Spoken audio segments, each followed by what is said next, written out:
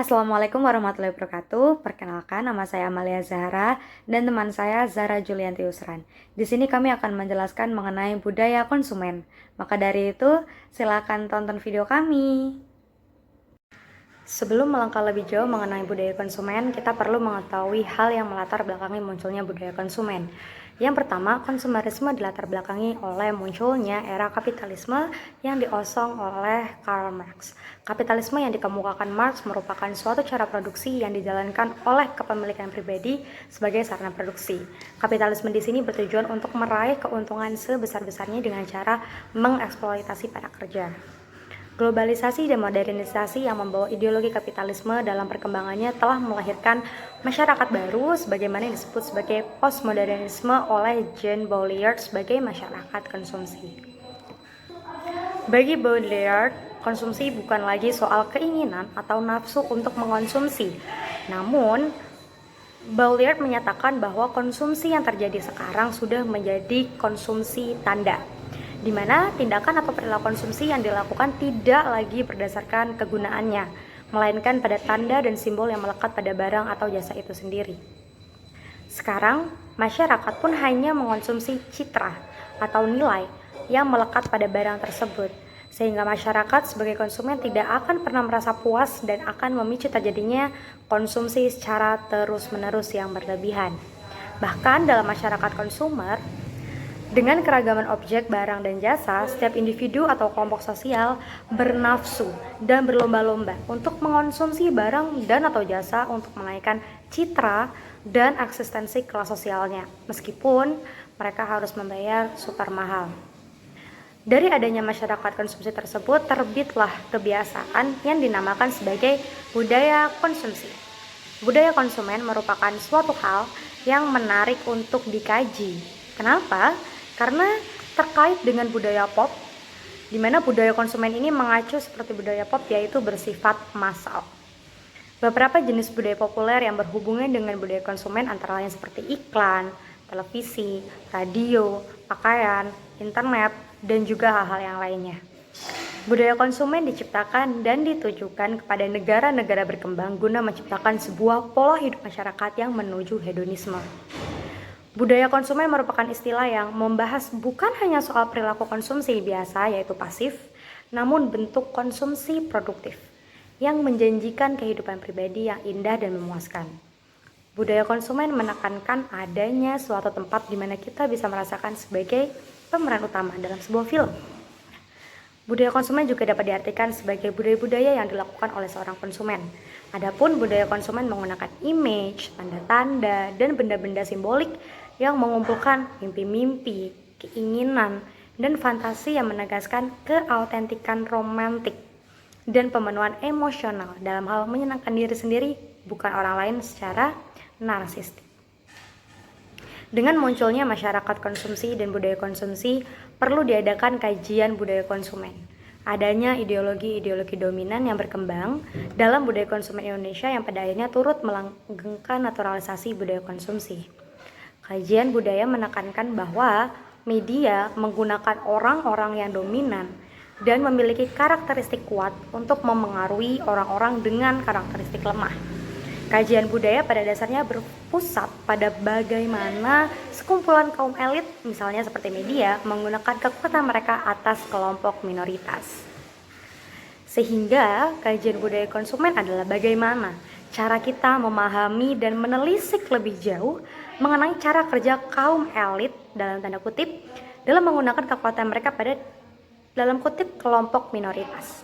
Pada budaya pop ada banyak sekali kegiatan yang dilakukan melalui media, di mana dengan itu jangkauan mereka akan lebih luas hingga ke seluruh lapisan masyarakat. Hal ini akan sangat berkaitan dengan hal-hal yang sudah dijelaskan sebelumnya. Untuk mempermudah pemahaman teman-teman, kita akan menggunakan contoh yaitu dunia K-pop atau Korean pop. Jadi dalam dunia K-pop tidak lagi hanya soal bagaimana seorang fans mengidolakan atau mengagumi idolanya, namun ada banyak budaya konsumsi di sana. Seperti ada banyak sekali perintilan atau merchandise yang diberikan oleh seorang idol kepada fansnya, lightstick, album, bahkan photocard yang bentuknya hanya foto berbentuk kartu. Hal ini barangnya nih kalau misalkan kita lihat plastik, album, dan bahkan foto itu tidak memiliki kegunaan dalam kehidupan sehari-hari. Namun untuk memenuhi ego diri sendiri sebagai fans yang ingin mendukung idolanya, dengan semua karya-karya idolanya tersebut, mereka akan merelakan membeli barang-barang yang tadi dengan harga yang mahal. Karena untuk berbicara fakta, sekarang kalau misalkan kita bilang dengerin lagunya aja, kita udah cukup dengan dengerin di platform digital seperti YouTube dan juga Spotify, tanpa perlu membeli album yang berisi CD. Dan album di situ memang berisi banyak hal-hal seperti foto-foto idol dengan model yang berbeda-beda. Namun nantinya setelah fans ini merasa puas dengan hanya melihat foto-fotonya, melihat barang-barang yang ada di dalam album tadi, mereka akan selesai dengan album tersebut dan pada akhirnya album tersebut akan tersimpan di rak mereka. Ini adalah bentuk dari budaya konsumsi yang dimana memang orang-orang ini akan membeli barang-barang yang pada akhirnya tidak memiliki kegunaan untuk kehidupan mereka di sehari-harinya. Sekian untuk penjelasan dari saya, selanjutnya akan dilanjutkan oleh teman saya. Terima kasih. Baik, sebelum melanjutkan, saya akan memperkenalkan diri. Perkenalkan, saya Zahra Julainti Yusran yang akan melanjutkan presentasi dari Amalia Zahara, yang mana saya akan menjelaskan mengenai konsep kajian budaya konsumen dan perkembangan kajian budaya konsumen.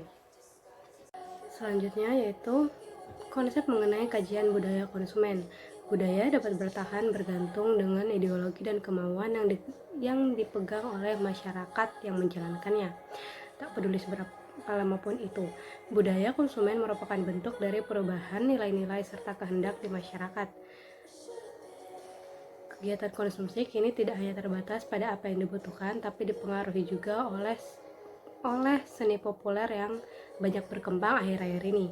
Perubahan ini tentu turut merubah kondisi ikatan sosial di mana aspek moral dan kognisi tergantikan dengan ikatan yang lebih mementingkan konsep estetika. Singkatnya, masyarakat modern saat ini lebih banyak mengutamakan gaya hidup. Martin Buber berpendapat bahwa di titik ini manusia berada dalam kondisi di mana mereka tidak lagi berdiri bersama, namun hanya sendiri, meski berada di dalam tempat yang sama. Manusia menjadi sosok individualis, mementingkan diri sendiri, serta menempatkan individual dalam posisi yang asing dengan individual yang lainnya. Zygmunt Bauman menjelaskan bahwa budaya konsumerisme memiliki nilai, norma, serta bahasa yang khas di mana aspek-aspek tersebut berfokus pada diri konsumer itu sendiri. Budaya konsumsi ditambah dengan nilai yang menekankan fokus pada diri yang ekstrim, menciptakan asumsi bahwa citra diri memiliki nilai yang sama dengan apa yang kita konsumsi. Dorongan untuk mengkonsumsi tren yang muncul dari budaya populer yang terus berkembang dan kini dapat dengan mudah ditemui di dalam media baru. Para konsumer memengaruhi konsumer lain, sehingga mereka disebut sebagai influencer. Secara tidak langsung, dengan mengikuti pengaruh dari konsumer lain, maka kita mulai menyamakan citra diri dengan citra diri yang dimiliki oleh orang lain, sehingga secara tidak langsung kita menjadi sosok yang sama. Kita tidak memiliki citra diri kita sendiri. Tingkat produksi kemudian menjadi semakin tinggi mengikuti tingkat permintaan konsumen. Namun di saat yang bersamaan kita juga dapat kita juga dapat menemui adanya eksklusivitas, di mana eksklusivitas ini berarti khusus dalam konteks konsumerisasi. Konteks ini bisa digambarkan dengan produk tertentu yang terkhusus pada golongan tertentu saja, di mana produk ini tidak dapat diakses atau dimiliki oleh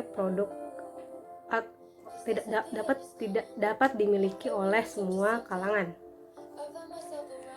Setelah sebelumnya masyarakat mencoba untuk mengikuti individual lain dan mencoba menjadi sama dengan individual lainnya, kini mereka juga di saat yang bersamaan mereka juga berlomba-lomba untuk menjadi berbeda dan memiliki citra diri yang berbeda. Perkembangan kajian budaya konsumen terus-menerus berubah mengikuti perkembangan budaya yang awalnya terfokus pada penyampaian nilai-nilai sosial serta informasi menjadi penyebaran pengaruh konsumsi melalui berbagai macam program, baik melalui media massa seperti televisi, film, hingga pada penggunaan media baru. Contoh penggunaan media baru sendiri adalah aplikasi TikTok, Instagram, hingga Twitter. Dalam contoh konteks budaya konsumen yang telah dijelaskan oleh Amalia sebelumnya, yaitu budaya konsumen dalam budaya populer K-pop atau Korean pop, di mana para konsumen mungkin terlihat membentuk komunitas-komunitas karena memiliki kesamaan-kesamaan yang mengikat mereka. Namun, di saat yang bersamaan mereka sebenarnya sedang berdiri sendiri-sendiri. Bahkan bisa dikatakan sedang berada dalam perlombaan untuk mendapatkan produk-produk yang ditawarkan oleh agensi-agensi yang sebenarnya merupakan para agen dari kapitalisme itu sendiri, di mana mereka berlomba untuk memiliki barang-barang yang juga dimiliki oleh para idola mereka. Karena hal itu dianggap dapat menambah nilai diri, meski nyatanya tidak seperti itu. Dalam platform dunia media baru, mereka berlomba-lomba menciptakan konten yang secara tidak langsung ikut mempromosikan pekerjaan idola mereka, tanpa diminta apalagi dibayar, hanya dengan harapan untuk dapat dilihat atau mendapat respon dari idola mereka. Maka dari sini bisa dilihat bahwa perkembangan kajian budaya konsumsi ini tidak hanya terbatas pada budaya konsumsi itu sendiri, namun juga berkembang menjadi dalam media seperti mulai dari media massa, media baru, hingga kini kita juga mengenal di mana sektor-sektor ekonomi yang juga mulai memasuki media-media baru, sehingga kita juga dapat menemui pekerja-pekerja di media baru yang biasa disebut dengan digital labor, di mana seperti yang disebutkan dalam contoh bahwa para fans atau para penggemar dari para idola-idola K-pop merupakan pekerja digital yang bekerja tanpa dibayar. Sekian presentasi dari kami. Jika ada salah mohon dimaafkan. Dan kami berharap presentasi ini dapat memberi manfaat bagi teman-teman yang mendengarkan. Terima kasih sekali lagi. Assalamualaikum warahmatullahi wabarakatuh.